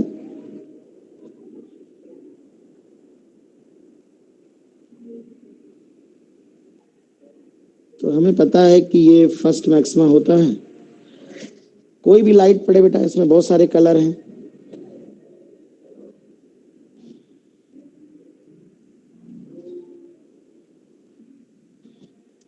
तो चूंकि इस पॉइंट पर पाथ डिफरेंस जीरो है बेटा, तो सभी के लिए जीरो है, यानी चाहे वायलेट कलर हो, Indigo, blue, green, yellow, orange, red, सभी का मैक्सिमा मिलेगा। तो ये सेंट्रल मैक्सिमा जो होता है व्हाइट होगा। लेकिन अगर मैं फर्स्ट मैक्सिमा की बात करूं तो फर्स्ट मैक्सिमा मिलता है, अगर मैं वाई डिस्टेंस की बात करूं तो लैम्डा डी बाई डी पे मिलता है बेटा। फ्रिंज पैटर्न की बात कर रहा हूं, अप्रोक्सीमेशन लगाने के बाद समझ लो, जब फ्रिंजेस बनती हैं तब तो इतनी डिस्टेंस पे होता है ना, फ्रिंज विड्थ के बराबर। तो फर्स्ट मैक्सिमा मिलता है। अब देखो वेवलेंथ जिसका छोटा होगा, जिसका वेवलेंथ छोटा होगा पहले मिलेगा। तो यहाँ पर वायलेट का मैक्सिमा सबसे पहले मिलेगा, फिर इंडिगो का, फिर ब्लू का, फिर ग्रीन का, येलो का, ऑरेंज का, रेड का। तो अगर मैं वायलेट और रेड की बात करूं तो फर्स्ट मैक्सिमा ये वायलेट कलर है और ये फर्स्ट मैक्सिमा रेड कलर है ना बेटा। तो इसमें ये बताया जा सकता है किसका मैक्सिमा कहाँ होगा, कैसे। सेंट्रल मैक्सिमा व्हाइट, इसके बाद थोड़े कलर्ड मैक्सिमा मिनिमा मिलते हैं, ऊपर नीचे, फिर नीचे कलर्ड मिलेंगे, ऐसे नीचे यहाँ पर वायलेट होगा या रेड होगा, बीच में डिफरेंट कलर्स होंगे। तो यहाँ क्या होता है बेटा, जब भी व्हाइट लाइट यूज होती है तो सेंट्रल व्हाइट सेंट्रल मैक्सिमा जो होता है, white central maxima surrounded by few coloured maxima या कलर्ड फ्रिंजेस। तो जो सेंट इस अच्छा, इसका प्रयोग क्या होता है बेटा, इस ये जो व्हाइट लाइट का प्रयोग होता है सेंट्रल मैक्सिमा की लोकेशन पता करने के लिए होता है। जहां तुम्हें व्हाइट मैक्सिमा मिले और सराउंडेड हो कुछ कलर्ड फ्रिंजेस से, तो आप कह सकते हो व्हाइट लाइट जो यूज होती है, white light is use to locate the central maxima, locate the central maxima. Central maxima locate करने के लिए व्हाइट लाइट का प्रयोग होता है ना। कैसे आप कह सकते हो सर सेंट्रल मैक्सिमा लोकेट करने क्या मतलब है? तो सुनो बच्चों, जब हम व्हाइट लाइट का प्रयोग करते हैं तो जो सेंट्रल मैक्सिमा होता है व्हाइट होता है और उसके ऊपर नीचे दो चार कलर्ड फ्रिंजेस होती हैं, यहाँ पर भी दो चार कलर्ड होती हैं, लेकिन बहुत ऊंचाई पे जाने पे ऑलमोस्ट यूनिफॉर्म इल्यूमिनेशन हो जाता है। वहां ऊपर कलर्ड क्यों नहीं रहती? ऊपर कलर्ड इसलिए नहीं रहती, जब ज्यादा पार्ट डिफरेंस हो जाता है ना, तो उसमें सारी वेवलेंथ मिक्स हो जाती है। ऐसे समझो तुम कि D sine theta is equal to L lambda है। अब मान लो ये वैल्यू बहुत बड़ी है, तो हो सकता है उसी पॉइंट पर जब हम रेड कलर की वेवलेंथ लिखें तो चौथा मैक्सिमा है, वायलेट कलर या रेड कलर की वेवलेंथ का 100th मैक्सिमा हो, वायलेट का 105वां मैक्सिमा हो। ऐसे कई हजारों वेवलेंथ होंगी जिनका किसी का छठा मैक्सिमा होगा उसी लोकेशन पे। एन की वैल्यू बदलती जाएगी लैम्डा की वैल्यू चेंज करते करते, सेम थीटा सेम डी पे। यानी एक ही पोजीशन पे मल्टीपल कलर्ड के मैक्सिमम मिल सकते, किसी का 1000वां या किसी का 50वां, किसी का 55वां, किसी का 60th, किसी का 80th। तो जब बहुत सारे कलर के मैक्सिमम ओवरलैप करेंगे तो व्हाइट हो जाएगा। यानी कि लगातार कलर्ड फ्रिंजेस नहीं मिलती हैं, सेंट्रल मैक्सिमा व्हाइट होता है, दो चार कलर्ड फ्रिंजेस ऊपर, दो चार नीचे, फिर ऑलमोस्ट एक समान इंटेंसिटी यूनिफॉर्म इल्यूमिनेशन होता है। ठीक है, मिक्स्ड इल्यूमिनेशन होता है। अब इससे पहचान हो जाती है कि सेंट्रल मैक्सिमा कौन सा है। अब आप कहोगे सर ये क्या बात हुई? सुनो, जैसे ऑब्लिक इंसिडेंस है या कोई भी इंसिडेंस है, ऑब्लिक इंसिडेंस है, मान लो ऐसे डाल दिया, ऐसे लाइट डाल दी, अब आपको पता है सेंट्रल मैक्सिमा कहीं और शिफ्ट हो जाएगा। लेकिन जब फ्रिंज पैटर्न बनता है तो फ्रिंजेस एक जैसी होती हैं, तो इसमें हमें ये थोड़े ना पहचान आता है कि कौन सा सेंट्रल मैक्सिमा है, कौन सा ये है, क्योंकि यूनिफॉर्म पैटर्न होता है, फ्रिंज की इंटेंसिटी एक समान होती है। अगर 10 20 50 फ्रिंजेस की बात करें, बहुत दूरी पर ना जाए, जहां तक अप्रोक्सीमेशन वैलिड है। तो पहले हम क्या करते हैं, इसमें से मान लो लाइट किसी भी तरह से पड़ रही है, सोर्स ऊपर नीचे रखा है, अब हमें नहीं पता ये सेंट्रल मैक्सिमा है कि नहीं, तो पहले हम क्या करते हैं, व्हाइट लाइट का प्रयोग कर लेते हैं। उससे हमें ये दिख जाता है कि वो मैक्सिमा कौन सा है जिसके ऊपर नीचे कलर्ड फ्रिंजेस के बीच में घिरा हुआ व्हाइट मैक्सिमा। तो कलर्ड फ्रिंजेस के बीच में बनने वाला व्हाइट मैक्सिमा जो होता है वो सेंट्रल मैक्सिमा हो जाता है। उसके बाद वाले जो, तो वो लोकेशन हो जाती है सेंट्रल मैक्सिमा की। फिर अपना मोनोक्रोमेटिक लाइट डाल के हमें अंदाजा लग जाता है। तो मेनली व्हाइट लाइट का प्रयोग जो होता है वो सेंट्रल मैक्सिमा डिटेक्ट करने के लिए होता है, क्योंकि मोनोक्रोमैटिक में सारे मैक्सिमा एक समान होते हैं and it is difficult to find which one is central maxima, right.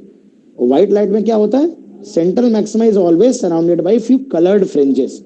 So central maxima की पहचान अलग होती है, सेंट्रल मैक्सिमा होता है और ऊपर नीचे थोड़ी बहुत कलर्ड फ्रिंजेस होती हैं बेटा, ठीक है। तो मुझे उम्मीद है कि आप समझ गए होंगे। बाकी वेवलेंथ को देखकर ये बताया जा सकता है कि किसका मैक्सिमा पहले होगा, किसका मैक्सिमा दूर होगा, किसका मिनिमा पहले होगा। बड़ी सिंपल बात है, जिसका वेवलेंथ छोटा होगा वो सेंट्रल मैक्सिमा से नियरेस्ट होगा उसका मैक्सिमा। अगर सेम ऑर्डर का ले रहे हैं, जैसे दूसरा मैक्सिमा ले रहे हैं, तो वायलेट सबसे ज्यादा करीब होगा और रेड सबसे दूर होगा, बीच में सारे कलर के मैक्सिमा आपको मिल जाएंगे। सेम फॉर मिनिमा ऑल्सो, ठीक है। क्योंकि ये फ्रिंज विड्थ है, हमें पता है, this is the fringe width, ठीक है बेटा। बात समझ आ गई बेटा, यस सर। है ना? हाँ, तो इस तरह से आप जो है बता सकते हो, ठीक है। अब आप लोग कर सकते हो। आज हम लोगों ने ये खत्म कर दिया है। नेक्स्ट चैप्टर हम लोग पढ़ेंगे पोलराइजेशन, है ना। नेक्स्ट चैप्टर हम लोग पोलराइजेशन पढ़ेंगे। हाँ हाँ बेटा, सही कह रहे हो। सर इसी में डिफ्लेक्शन भी हो जाएगा ना? हाँ, पोलराइजेशन एंड डिफ्रेक्शन। और सर फिर उसके बाद ऑप्टिकल इंस्ट्रूमेंट्स ना।